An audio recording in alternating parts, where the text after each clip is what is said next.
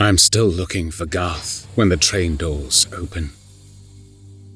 My eyes sting at the sudden light. There isn't enough space to lift my arms in order to shield my face. I'm pressed among the human cargo, and when the tannoys bark, I'm carried forward by the sheer tonnage of frightened bodies. I am one of them.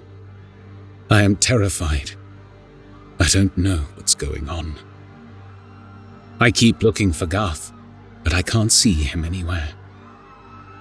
We spill out of the train like filthy water from a stuttering faucet. I hear screams. My head swivels left and right. Some people have fallen and are being trampled to death. There's no way to help them. I can only join the stampede. The push of bodies provides a simple choice: move with them, or join those beneath their feet.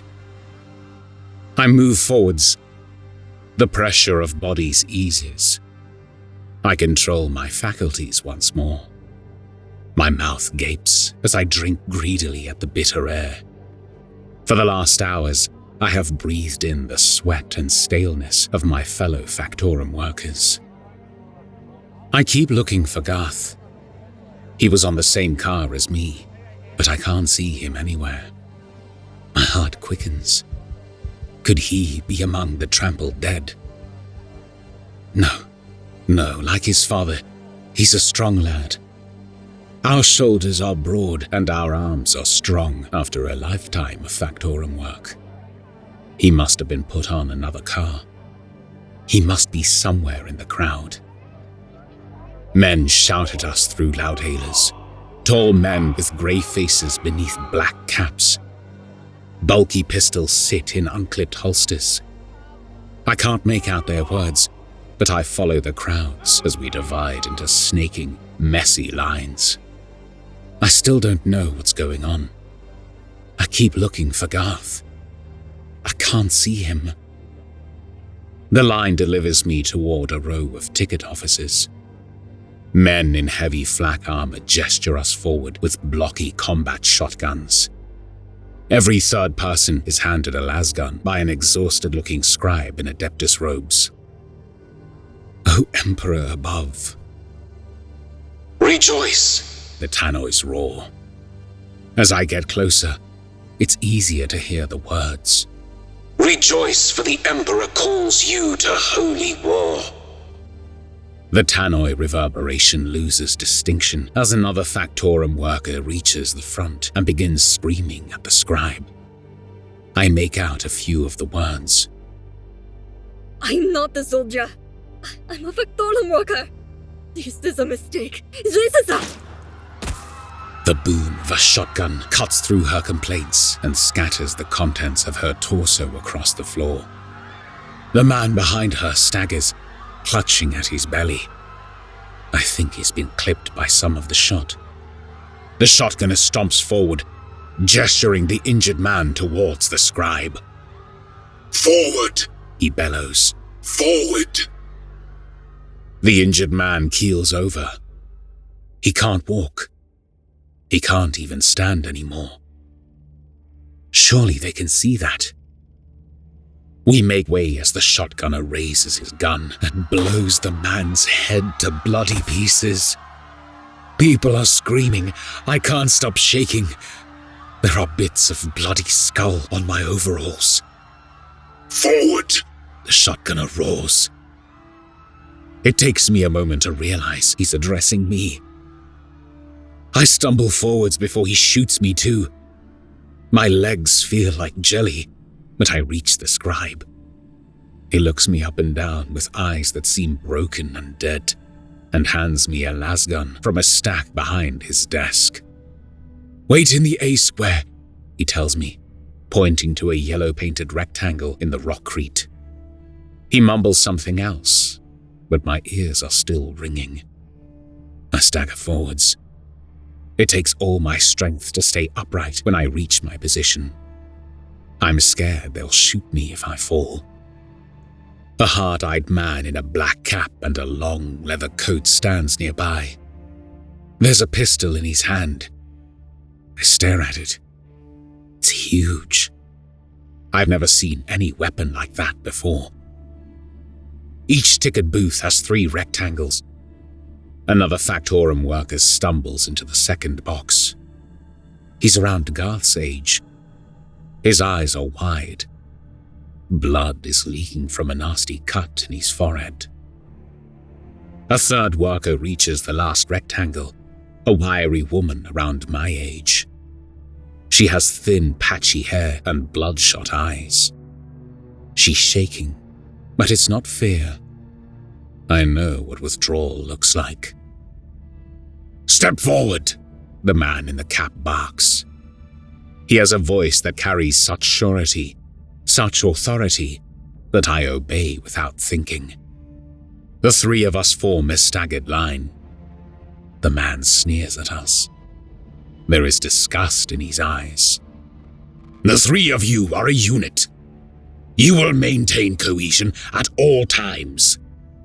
Should A trooper fall, B trooper will take possession of the lasgun. Should B trooper fall, C trooper will take possession of the lasgun. Is that understood?" We hesitantly nod. His sneer deepens, as if unhappy with our response. "This is your responsibility. Otherwise, you will follow orders without question. Is that understood?" Yes. "You are assigned to Yellow Company. Follow the yellow line. Move out." I shuffle forwards before my mind catches up with my body. The yellow line takes us to a wired fence pen filled with around 500 people. People like me, in Factorum overalls. Every third conscript clutches a lasgun like a protective talisman.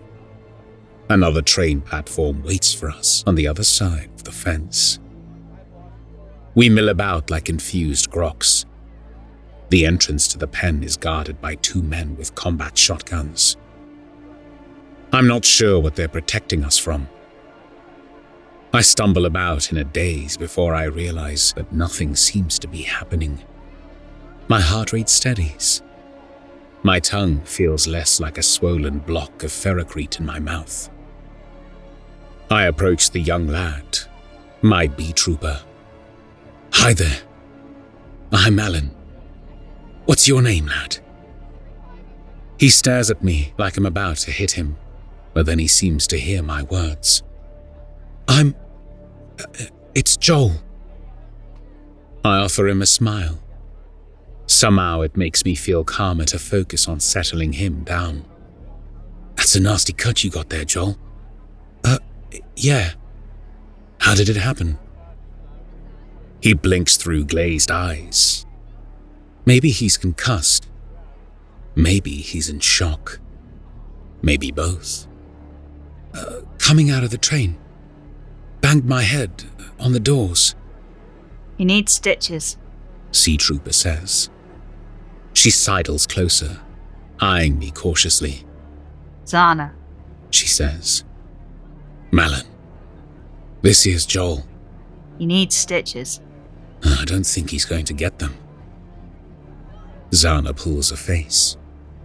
She looks me up and down. I recognize the look. "I don't have anything to give you," I tell her. She scowls. "Been a few days," she mutters. "Trank?" "Yeah." "Bad habit." Her scowl deepens. "No one asked you." That puts an end to the conversation. We wait. I listen, trying to make out noises beyond the mutters of Factorum workers and the tannoy reverb. I think I can hear distant booms, like some electrical storm gathering along the hive walls. The thought makes me flinch.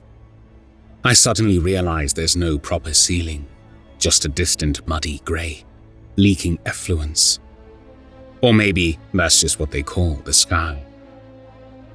I hug my torso. I feel horribly exposed. I feel drugged. It's like I'm playing catch-up with time. When I can think in words again, it's like someone's hit me with a shock baton. I need to find Garth. I need to find my son. I'm about to start asking around when a man clambers onto a crate and demands our attention. He's with the men with the caps and leather coats. His face is a pitted landscape of scars. Attention! I am Benjamin Marrow, and I am your commanding officer. You will do as I say, when I say it, without question, or you will be shot. He points to the platform ahead of us, where a train wheezes to a staggered stop.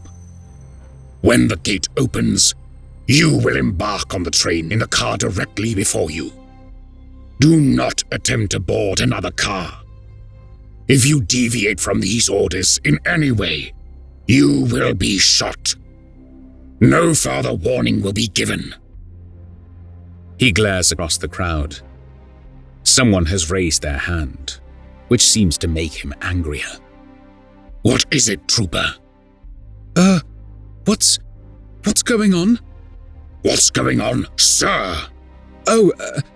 What's going on, sir? You have been conscripted into his holy armies, Trooper.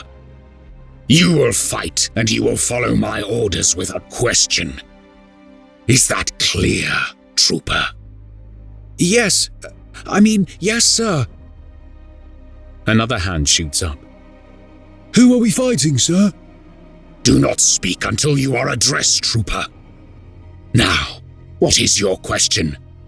Who are we fighting, sir? You are fighting enemies of the Emperor, Trooper. Why do you need to know more? I asked you a question, Trooper. Sorry, sir, I was just wondering, sir. No need to wonder, Trooper. You do not need to think. He's addressing all of us now. I will do all your thinking for you. You have two responsibilities. Just two. You will maintain cohesion with your unit, and you will obey my orders without question. Is that clear? Is that clear, troopers? Your commanding officer asked you a question. Yes, sir, we shout back. His nose wrinkles. Your enemy will look human, but do not be fooled. They are effluence in human skin. They are scum beneath your fingernails. They are a stain of shit on the Emperor's lands, and you will wash them away. The Commissar's head turns. The train's doors shudder open. Shotgun-armed men wrench open the pen's forward gates. The war awaits, troopers. Yellow Company, embark!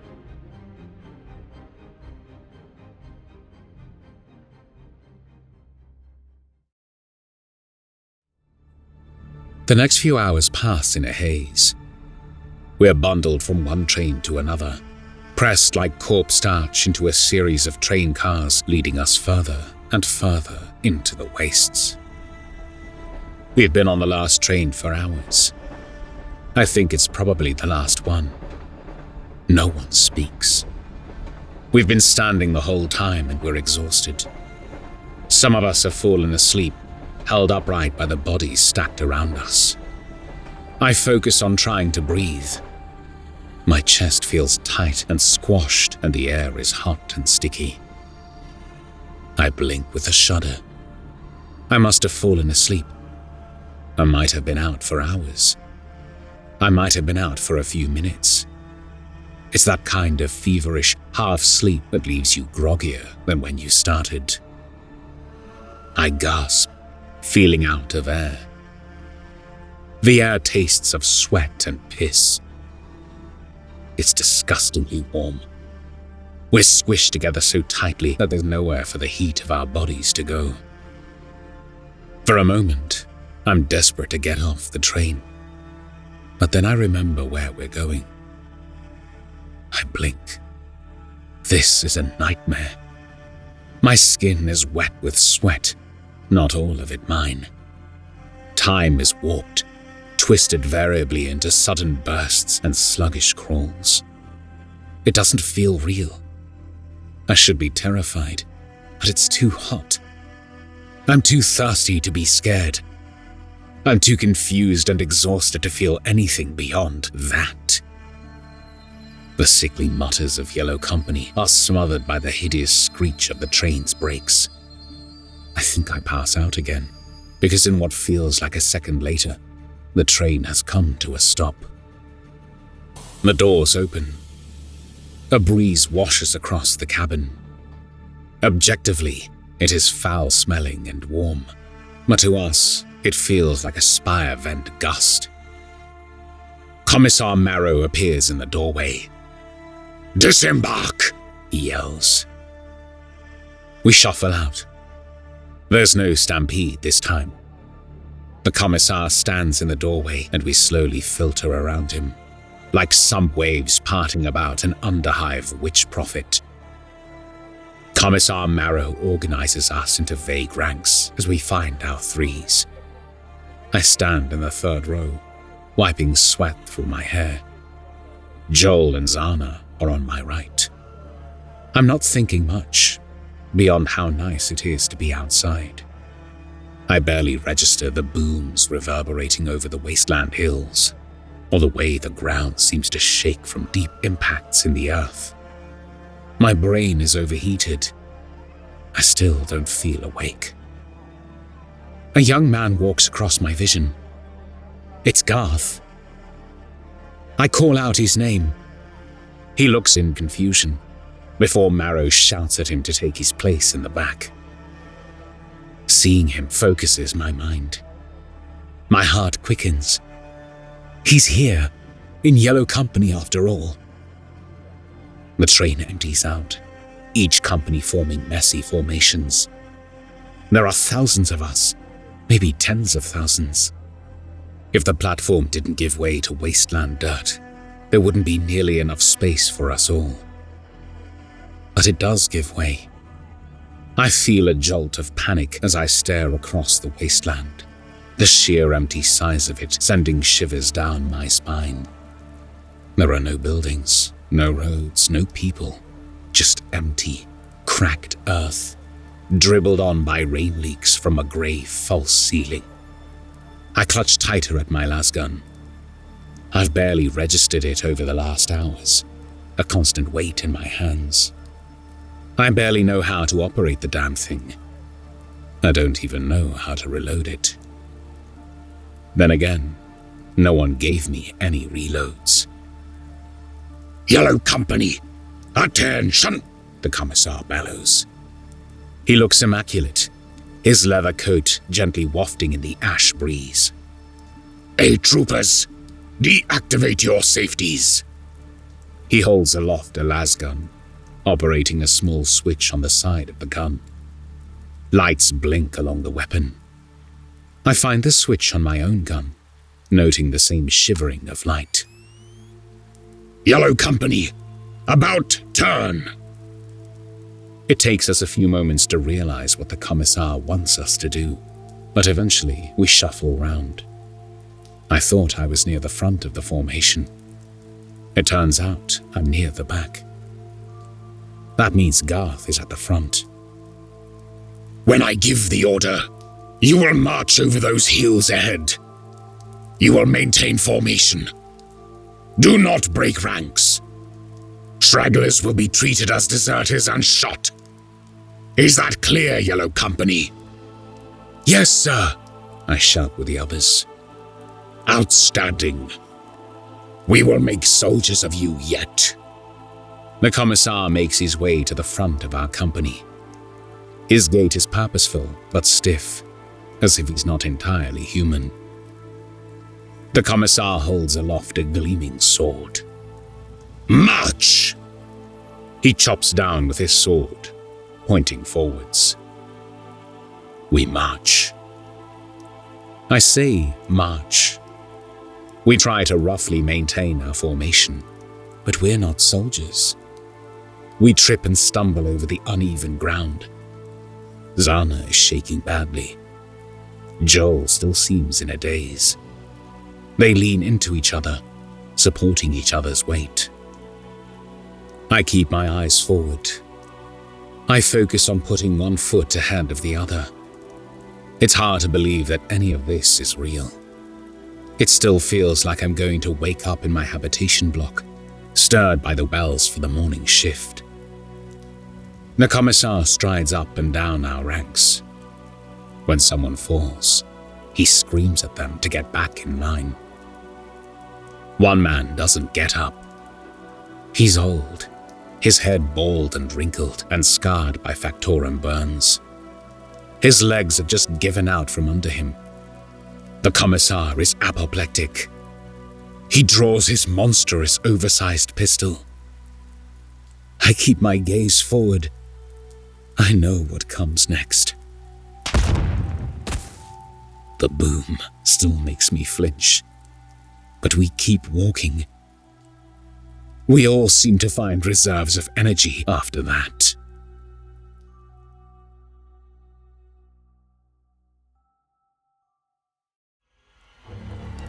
We walk for hours.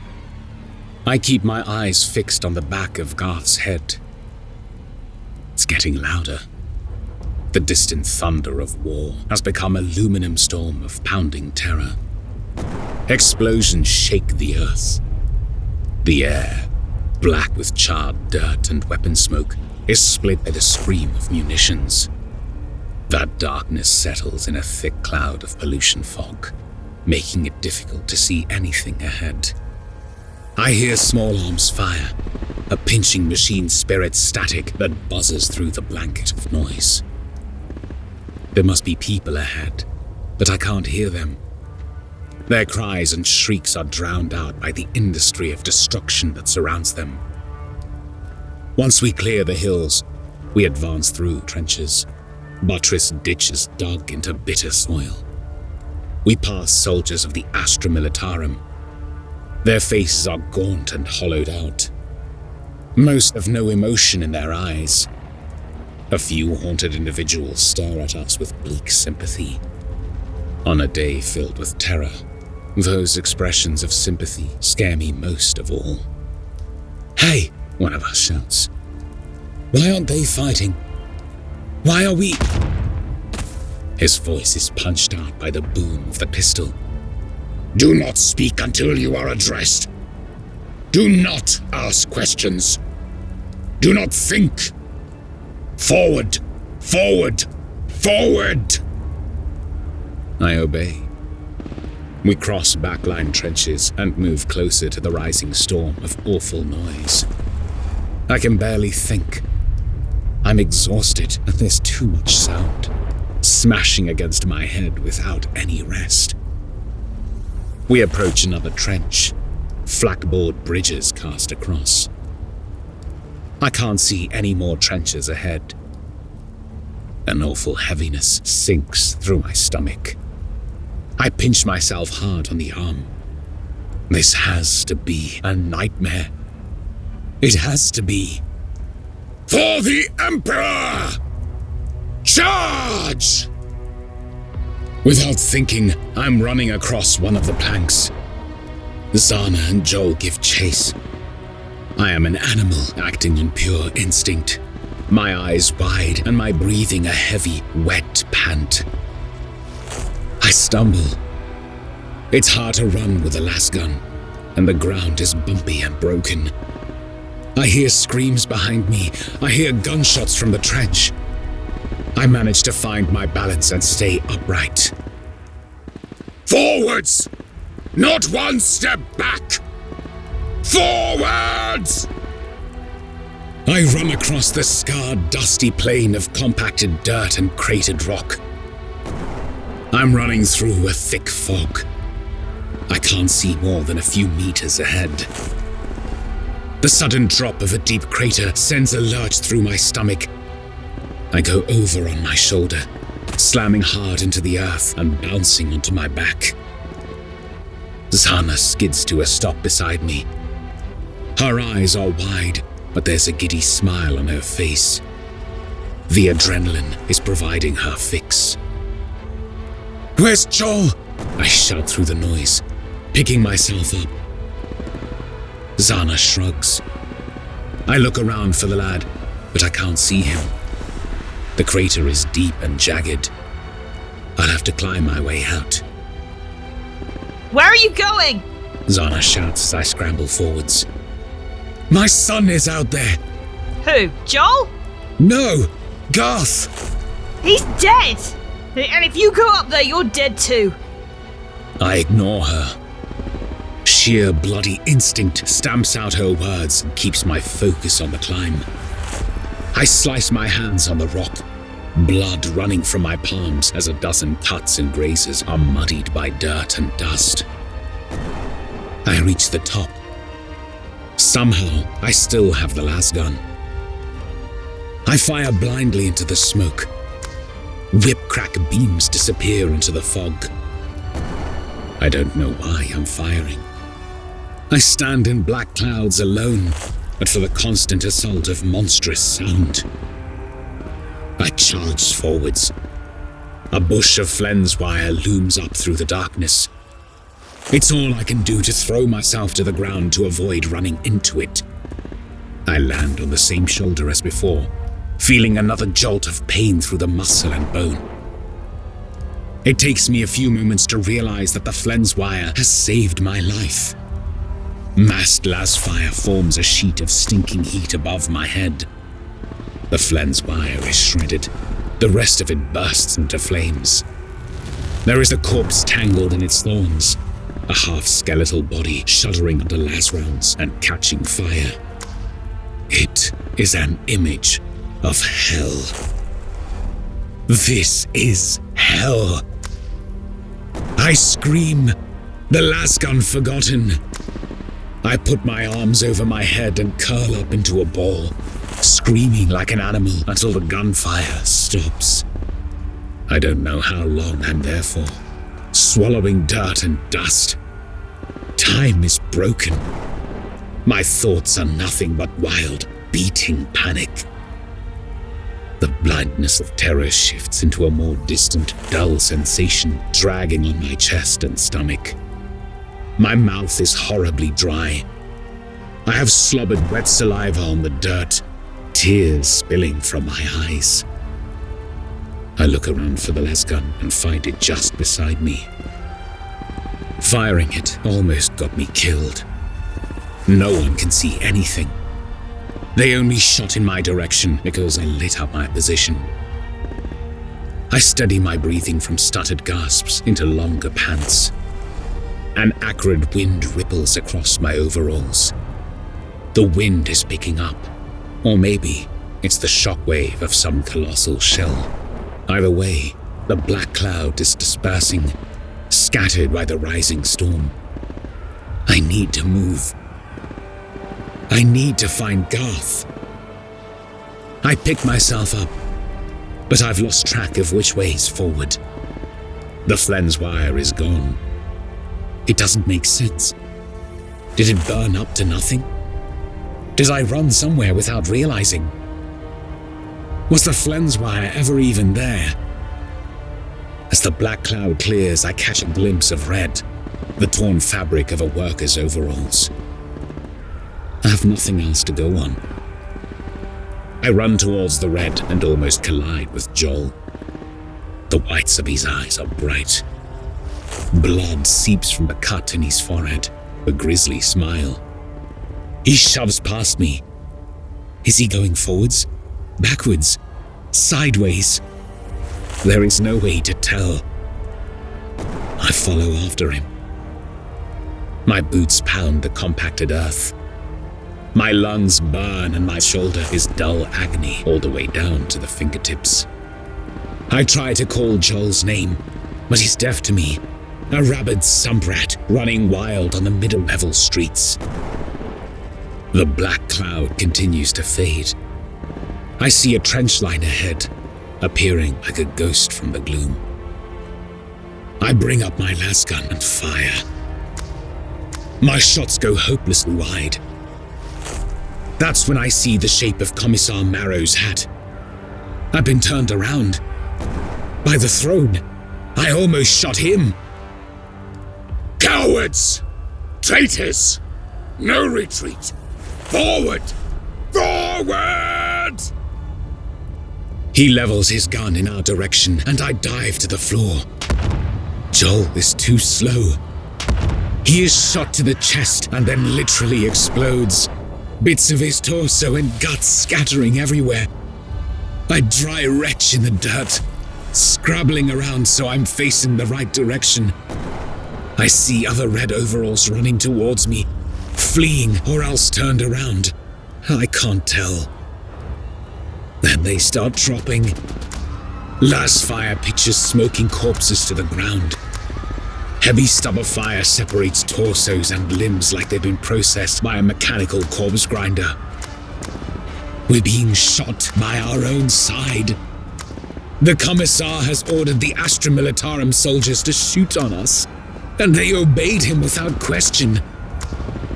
They dragged us from our homes, ferried us hundreds of miles, just to be gunned down by Imperial soldiers.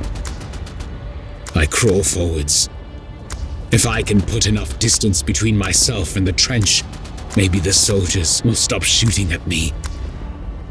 Pa! Pa! It's Garth. I can hear his voice, choked with fear and pain. It gives me new energy. It brings me back onto my feet. Last fire be damned. It brings me to Garth's side.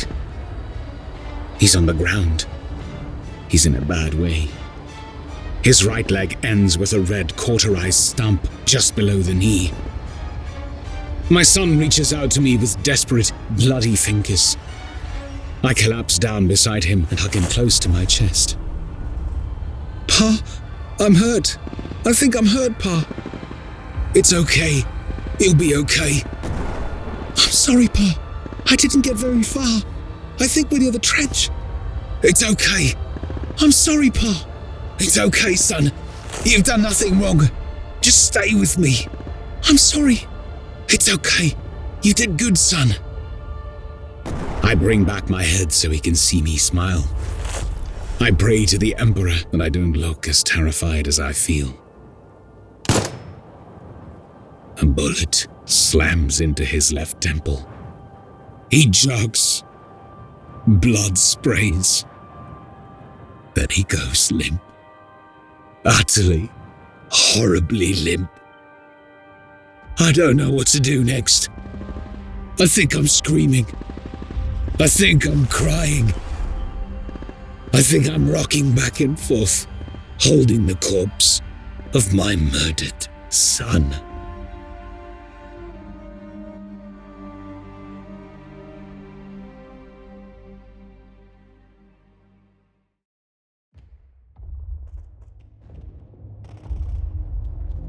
Who was he? I don't know how long it's been. There have been noises, that booming, constant sound bouncing in the back of my mind, but it's faded to a background drumbeat, an Underhive's junky tin pot rave. Can you hear me?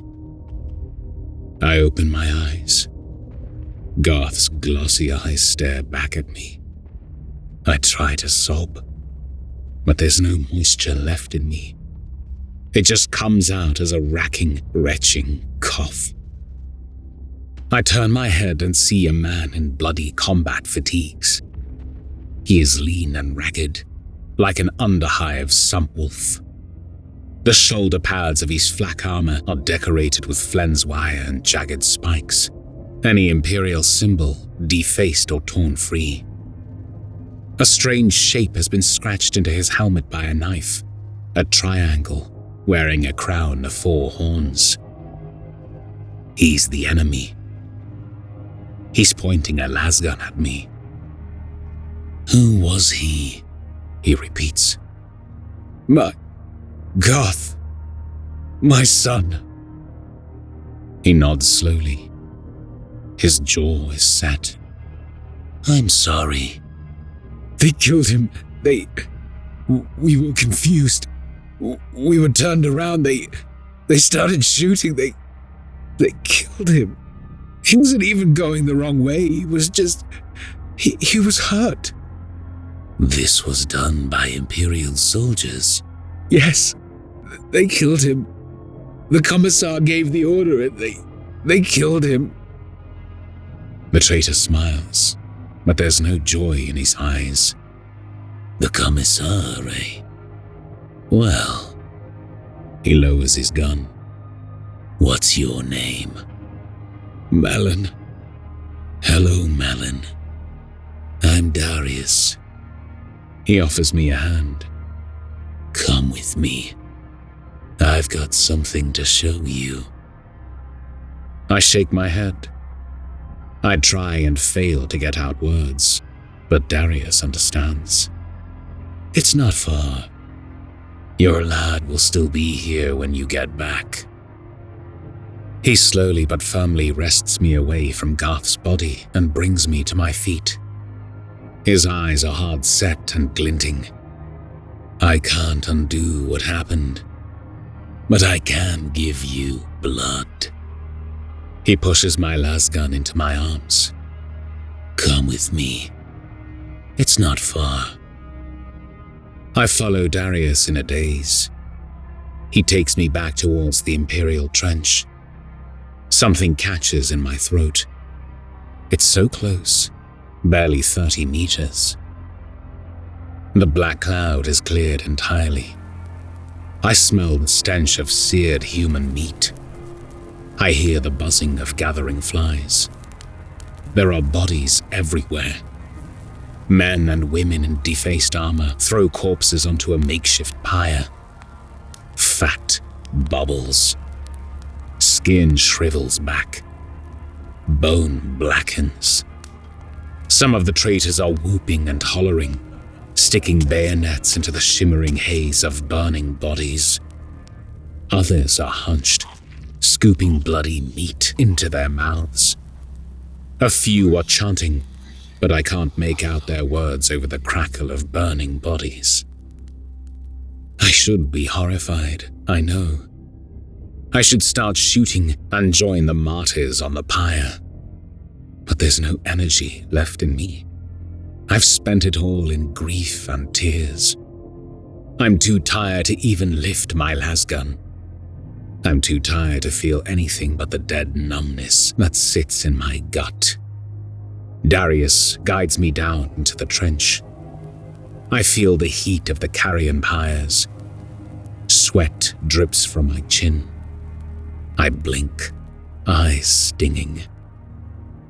I swallow. I see what Darius wanted to show me. They've taken Commissar Marrow alive. His arms and legs are tied by scraps of bloody fabric, his coat torn and pockmarked by a dozen lasfire burns.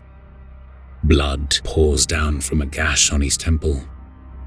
Another traitor wears his cap, laughing as he lands punch after punch into the Commissar's gut. They've removed his flak armor. Each blow sends Marrow wheezing. Other traitors circle like wild dogs, slapping him about the face and head, cackling and growling. The Commissar struggles, but it's just for show. There's nothing he can do. When he manages to briefly catch his breath, he half gasps, half spits curses at his tormentors, his eyes filled with hate. "Leave off," Darius commands. Some of the circling traitors back off. The man landing punch after punch turns his head and snarls at what he sees. "What? Who's that with you, Darius?" "One of the conscripts. His name's Malin." "You can keep him. I'm busy with this one." "No, I said leave off." The traitor stops punching the Commissar and squares off with Darius. He's a brute, but it's like he's been broken by some torture device. His body is clumsy and disjointed, like someone has broken his bones and reset them to a longer length. He bares his teeth. They are filed fangs flecked red with spittled blood. And why should I do that? Just 'cause you say so? Clover. Darius's voice is steady. He places a hand on the brute's shoulder. Malin lost his boy, and this one gave the order that took him. Clover squints at me. His nose is almost collapsed into his jutting mouth, resembling the snout of a hound. So? This commissar bastard killed his son, Clover. He has the right to him. Traitors! Marrow cries out. Cowards! Whoresons! Clover turns and lands another brutal punch to the commissar's stomach. Marrow doubles over. Without anyone to hold him steady, he falls to his knees and coughs blood into the muddy trench. Clover rounds on me. This one killed your boy. I nod. My eyes are still on the commissar. I don't react when Clover takes my lasgun from me. He draws a blood-stained machete from his belt and places it in my hand. He closes my fingers around it. I feel Darius's hand on my shoulder. He killed your boy, Malin. He killed your son. Commissar Marrow straightens and fixes me with a murderous glare. He spits blood and bile to clear his mouth. Do it. Do it then, scum. I go to paradise. You are damned. I lift the machete. It glints dully against a red-bruised sunset. Everyone is quiet. I feel their eyes watching me. The commissar smiles grimly. Ave Imper... I don't let him finish. I bury the machete in his forehead. The impact of blade meeting skull shudders through my injured shoulder. I wrench the machete free. Blood cascades. I bring it down again. I hit him in the same place. I feel bones start to give way. I wrench the machete free. More blood. I bring it down again. I wrench it free. I bring it down. I wrench it free. I bring it down. I wrench it free. I bring it down. And again, until there is nothing left to bring the machete down upon.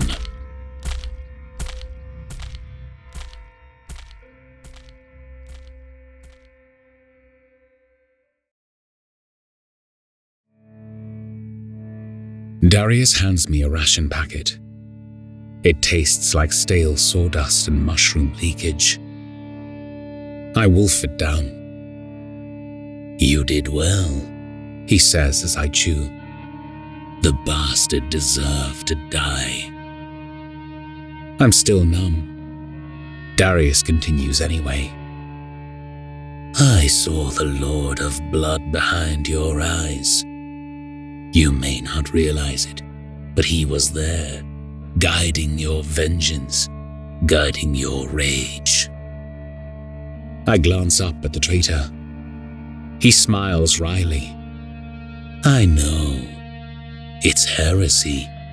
But what the Imperium calls heresy is just another name for the truth. Theirs is a kingdom of lies, friend. He offers me a canteen of lukewarm water.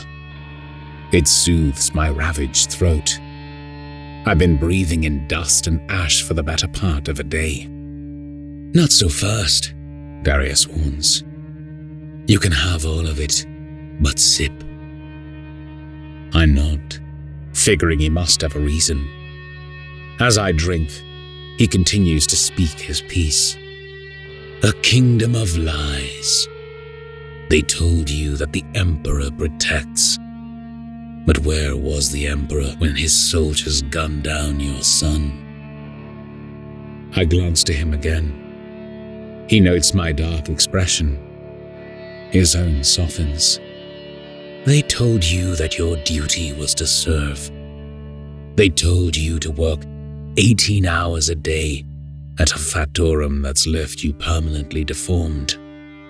They told you you owed them your life because the Emperor protects, because his armies protect, because his church protects. But when the chips were down, what did they do? They dragged you from the factorum, put a gun in your hands, and sent you to die. Darius shakes his head. And for what purpose? We've gone through your dead. No ammo packs.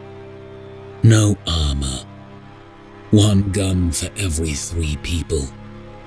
They didn't even give you proper boots. What happened to all those things you made for them? What happened to all the fruits of your labor, Malin? And what about their end of the bargain?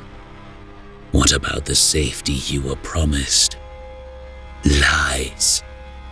Nothing but lies. I finish the water. My stomach feels bloated and my throat feels bruised, but I can think more clearly. You want me to join you, I say. You want me to turn traitor. Traitor? He almost laughs the word. A slave who wins their freedom isn't a traitor, friend. You can only be a traitor if you were on the same side to begin with. And you never were. You weren't even a person to them. You were just part of their production line. I shake my head, but I can't think of what to say. Darius shrugs. If anyone is a traitor, it's them. They broke the terms of the deal. They lied to you. Then they sent you off to die. Because of you, I accuse. I ball my hands into fists. If you weren't here, rebelling against the Emperor, none of this would have happened.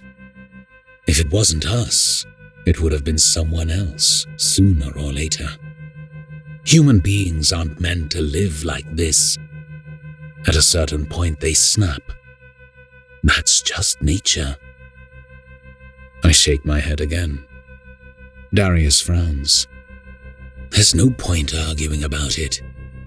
You can believe what you want to believe. But if you're right, you're already a traitor, Malin. You murdered a commissar.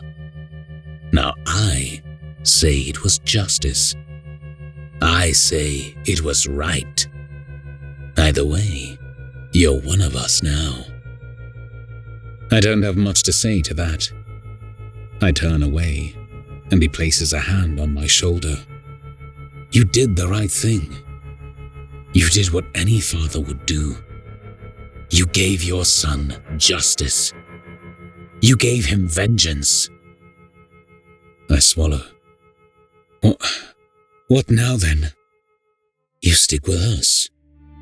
You fight with us. I'm sorry, friend. I know you're not a soldier. But we're fighting in the struggle of our lives here. And at least we'll give you proper equipment. He stares off into the middle distance. Or you can make a go of it alone. But it's hard country.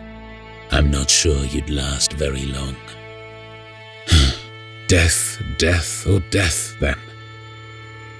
Darius laughs.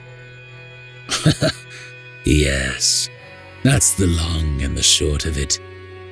But at least I'm not lying to you. Besides, there is a 4th option. What? I meet his stare. His eyes are shining strangely, like there's a dim red light glowing from behind them. Victory. But it won't come easy.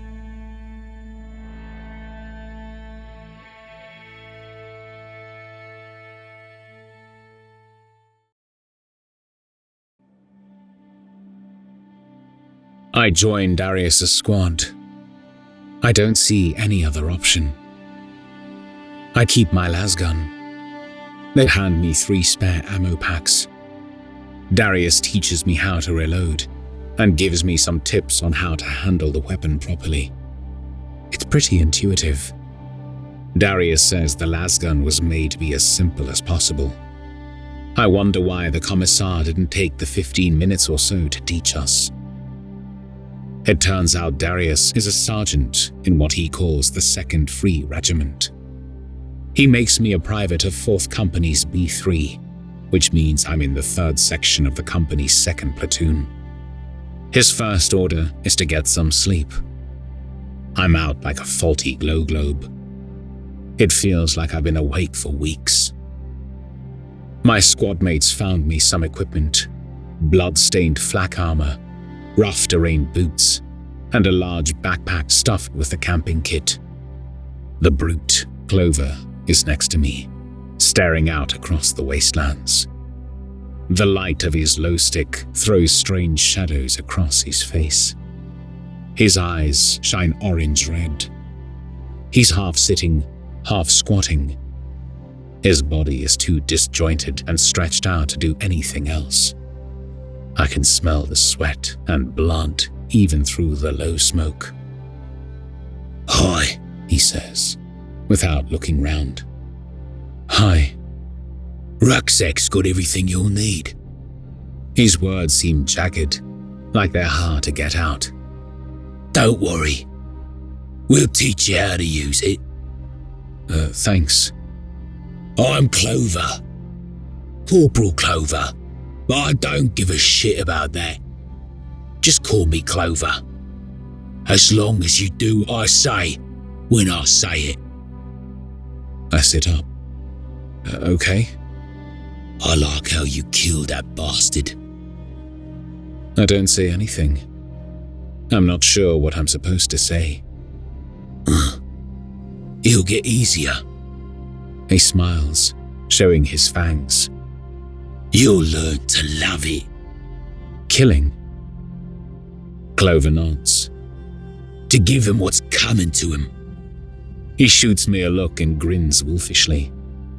"It's like taking a piss that you've been holding in." "What?" "You'll start to realize how much you've been holding it in," he says, looking back to the wasteland. I nod vaguely, not fully understanding and not sure what to say. I glance to the flak armor they've brought me. The chestplate bears an Imperial Aquila, still stained with its previous owner's blood. "You'll have to get rid of that. The eagle, I mean." How?" "However you like. There's a combat knife there. It's yours. You can use that if you want. Just make sure it's gone." "Why?" "Because I fucking said so. Because it's the enemy's mark." Sorry, I understand." "Don't say sorry. Just do it." I reach for my new combat knife, taking care to draw it without nicking my hand. I scratch it across the Aquila, cringing at the sound of metal against flak. Clover nods in support. "Yeah, that's it." I keep at it, gaining confidence as the right wing's feathers are scratched out beyond definition. I find myself gritting my teeth as I scrape with the knife. My chest tightens. A pressure builds in my throat. Without thinking, I stab the combat knife into the eagle's eye. My aim is good and the thrust is strong. The blade stabs through the Aquila's head and sticks upright in the armor.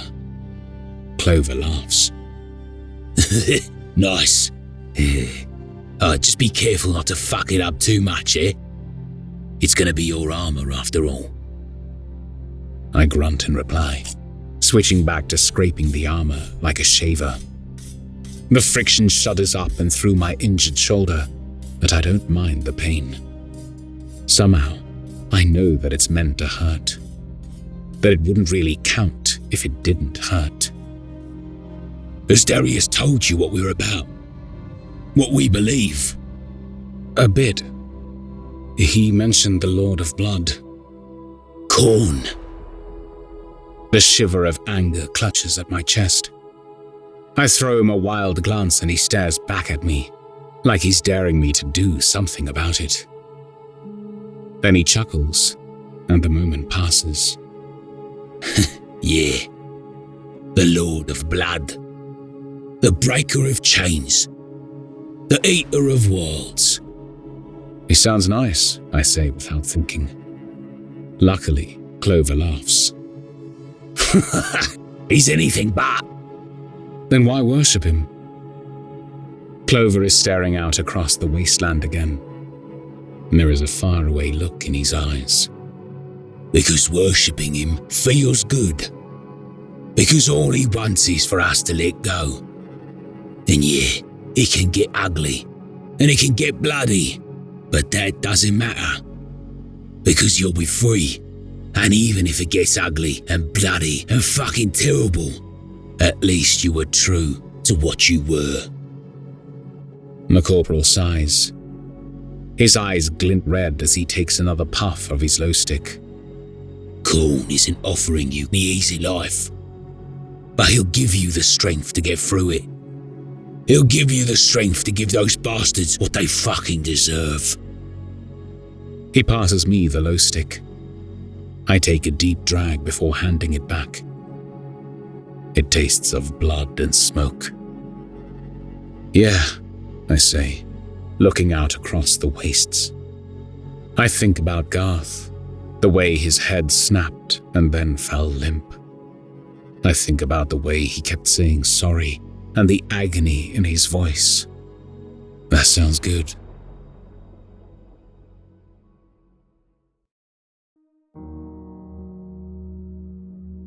I stand over Garth's body, tears running down my face. The men and women of B3 have helped me dig a grave. I know all of them by name now. Darius, Clover, Pyle, Offie, Cal, Saf, Izzy. I'm the 8th. Darius says that's a good omen. We have dug a grave for my son. It's just by where he died, still in sight of the Imperial Trench. He did nothing wrong. My boy. I've cleaned him up as best I can, but we don't have enough water. I've covered the ruin of his leg by folding his overalls over the bloody stump and fixed a broken half-helmet on his head to hide the bullet that corkscrewed through his brain. His face is ashen white, drained of blood. I smell rot and I tell myself that it belongs to the other dead, that it isn't my son that is rotting, that it isn't his remains that I taste at the back of my throat. My boy, my son. I don't know what to say. There's no priest. There's no one to speak the mystic words. And even if there was, I'm not sure I'd want them to. In fact, if there was a priest, I'd probably bury a machete in their chest. Darius puts a hand on my shoulder. He looks angry. I feel angry too. I try to speak, but my throat is closed up. Despair has gripped it with its knives, puncturing my tightened chest. But Darius speaks on my behalf. His name was Garth. He was a good lad. He did what he was told. He did his best, and then he was betrayed. He didn't deserve this, but he is avenged. Something in my throat clears as I shake my head. No. Darius offers me a quizzical look. I keep shaking my head. No. No, he is not avenged. My eyes pass over each man and woman of B3 and settle on Clover, that lump and huge brute of a man. He stares back at me through bloodshot eyes. His teeth are bared. Saliva drips from what can only be described as fangs. I snarl back at him. No, not at him. I snarl with him. My son, murdered by the Imperial Guard on the orders of a bastard commissar. Those Imperial Guards are dead. That bastard commissar is dead. But they were nothing. They were just parts of the machine. I look back at Darius. Just parts of the system that lied to us and enslaved us, made us machine men, cog men, like all the rest. Darius nods, understanding settling in his eyes. You're right. My son! I throw my head to the sky. I want to scream, so I do. I scream until my throat is hoarse and I am panting for breath. Clover screams with me. He throws back his head and howls. The others join us. Darius, Pyle, Offie, Cal, Saf, and Izzy. We howl together. My son! I will have their blood! The others echo my words. We will have their blood! We will have their blood!